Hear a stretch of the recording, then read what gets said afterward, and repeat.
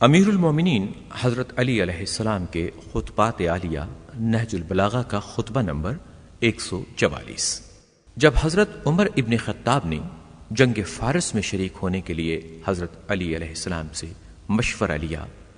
تو آپ نے ارشاد فرمایا۔ نہج البلاغہ کے اس خطبے میں آپ ارشاد فرماتے ہیں،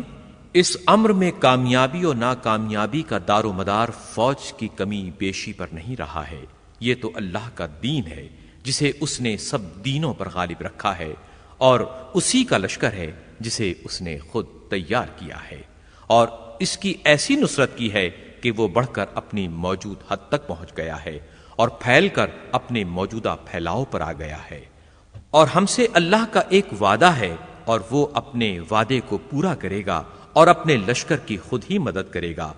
امور سلطنت میں حاکم کی حیثیت وہی ہوتی ہے جو مہروں میں ڈورے کی جو انہیں سمیٹ کر رکھتا ہے، جب ڈورا ٹوٹ جائے تو سب مہرے بکھر جائیں گے اور پھر کبھی سمٹ نہ سکیں گے۔ آج عرب والے اگرچہ گنتی میں کم ہیں مگر اسلام کی وجہ سے وہ بہت ہیں اور اتحاد باہمی کی سبب سے فتح و غلبہ پانے والے ہیں۔ تم اپنے مقام پر کھوٹی کی طرح جمے رہو اور عرب کا نظم و نسق برقرار رکھو اور انہی کو جنگ کی آگ کا مقابلہ کرنے دو، اس لیے کہ اگر تم نے اس سرزمین کو چھوڑا تو عرب اطراف و جوانب سے تم پر ٹوٹ پڑیں گے، یہاں تک کہ تمہیں اپنے سامنے کے حالات سے زیادہ ان مقامات کی فکر ہو جائے گی جنہیں تم اپنے پسے پشت غیر محفوظ چھوڑ کر گئے ہو۔ کل اگر عجم والے تمہیں دیکھیں گے تو آپس میں یہ کہیں گے، یہ ہے سردار عرب، اگر تم نے اس کا قلاقمہ کر دیا تو آسودہ ہو جاؤ گے، تو اس کی وجہ سے ان کی حرص و طمع تم پر زیادہ ہو جائے گی۔